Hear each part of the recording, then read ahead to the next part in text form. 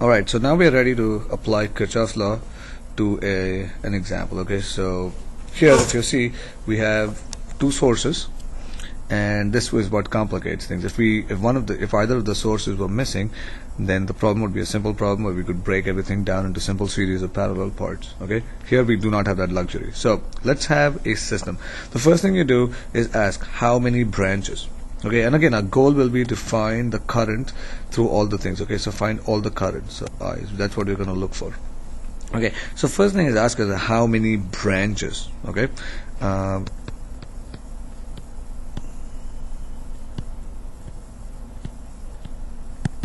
okay, keep this as simple as possible. If you look at all the branches, they all start at this node. Okay, so let's look at the branches. So we have branch 1, which goes, which is basically the 24 volt, the 2 ohm and the 4 ohm. So that's one branch. Then we have a second branch with the 3 ohm, and then we have a third branch with this one. So we have, this is one branch, so this is branch 1, this is the second branch 2, and then we have a third branch with 3. So we have 3 branches in all. Okay, so good. Now that we understand we have we have 3 branches, the next question we ask, or rather the next assumption we need to make, is that for each branch there will be a unique current. Okay, so each branch now will have a particular current. The good thing about these problems is that you do not really know in the beginning what the directions of the current are, so you can assume any direction for the current. Okay, absolutely any direction. So what I'll do is, for our purposes, I'm going to say that the current through branch 1 is in this direction, I1. The current through the second branch, let's say, goes here, I2, and the current through this branch is simply I3. Okay, completely arbitrary directions. I have no idea if these are going to work out or not.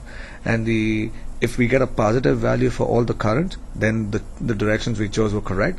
If we end up getting a negative value for the currents, then essentially all it says is that means that the current in that branch is in the direction opposite of what we chose. Okay, so it's really nothing to worry about. You can choose absolutely anything. Great. So how many branches? Then once you have identified your branches, put the currents for each of the branch, and now you're ready to apply Kirchhoff's law. Okay, so the first thing we'll do is we'll apply the node law. Alright, now, or the current law. Now, how many nodes do we have in the problem? Okay, if you look at it, we have 2 nodes. Alright, so let us call node A and B. Okay, so let us look at what happens at node A. At node A, what current enters the node? Alright, and the answer to that is very simple. If you look at I1 is what enters, and then I2 and I3 are what leave the node. So the equation for the node is very simple. I1 equals I2 plus I3. Now you might be tempted to write another equation for node B, but you will see that the equation that you end up getting for node B is going to be identical, because essentially at node B you have I2 and I3 entering the node, and you have I1 leaving the node. So the 2 equations are going to be identical. So the current law gives us one equation. Alright, so we have 3 unknowns, and so we need 3 equations in all, so we have to look for 2 more equations. Okay, and we can get those 2 equations by using the voltage law or the loop law. And so we ask the question here, how many loops in all do we have? Okay, so the answer to that is very simple once again. So we have one complete loop in this direction, so this is one loop. Alright, we have a second loop here, 2, which is what we're going to use, and then we also have the third loop, the outermost loop. So you could choose any 2 of these 3 loops in order to answer the question. For our purposes, I am going to choose loops 1 and 2. Just it's easier to deal with, so that's what I'm going to choose. Okay, now before we start the loop law, I hope you all recognize that we need to put our signs on the elements in the circuit. Okay, so let's go ahead and do that.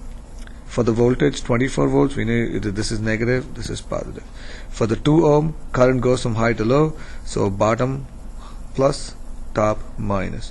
For the 4 ohm, the current is moving to the right, so left plus, right minus.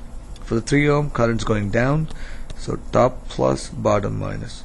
For the 1 ohm, current's going to the right, plus, minus, and similarly plus and minus. Great. Everything is easy now. Now let's write down our equations for the loop. Okay, now for loop 1, my equation is going to be, once again, since I'm going in the clockwise direction, the equation will be plus 24. So this is for loop 1. So plus 24, okay, minus 2i1 minus what is it, 4i1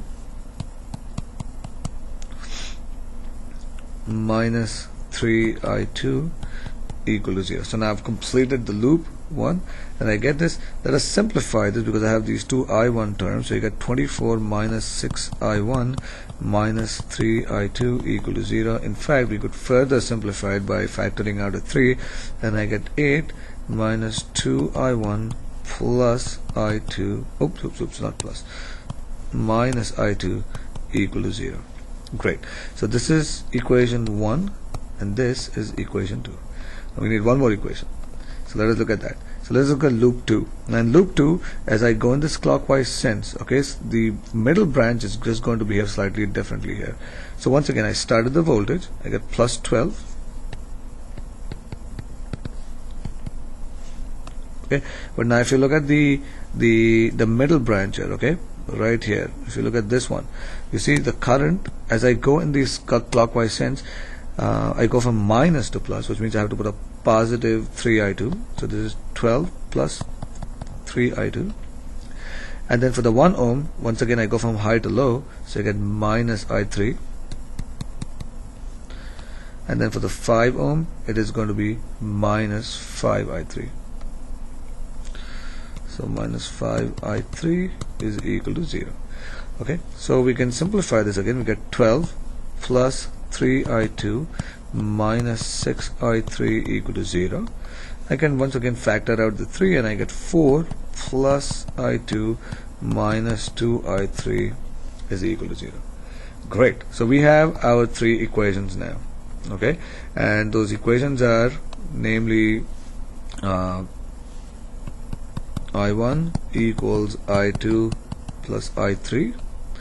Then I get 2I1 minus, I'm going to write the second equation as 2I1 plus I2 equals 8, and I'm going to write my last equation as I2 minus 2I3 equals negative 4. Awesome. So we have our 3 equations, equation 1, 2 and 3, and we're going to solve these 3 equations for the 3 unknowns. Now the method that we'll apply is very simple. We'll take these 3 equations and reduce them to 2 equations with 2 variables. So let's eliminate one of the variables. Okay, so in this case I'm just going to choose to eliminate I1. So I'm going to take the first 2 equations and get rid of I1. I'm basically going to substitute for I1 in equation 2. Okay, so I get 2 times I2 plus I3 plus I2 equals 4, and this gives me 2I2 plus 2I3 plus I2 equals, what did I say, 4? It's 8. Is it 8? Yeah, it's 8. And so I end up getting 3I2 plus 2I3 equals 8. So this is equation 4, and I'm going to rewrite my equation 2 right under it, equation 3 right under it. Great. Now you see, so this is once again equation 3, and now I have 2 equations with 2 variables.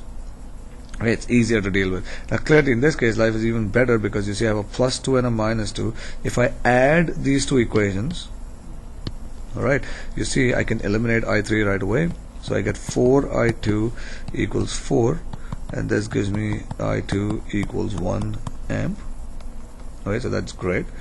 Now I can take I2, plug it into any of the equations, and get I3. So let's plug it into this equation, the equation number 3, and this gives me 1 minus 2 I3 equals negative 4. So this gives me I3 equals 2.5 amps, and I1 is simply I2 plus I3, and I end up getting 3.5 amps. And since all my values are positive, okay, it just basically means we chose the correct directions for the currents. Okay, so study this problem, go through the process, and make sure that you understand all the steps here. Alright, perfect.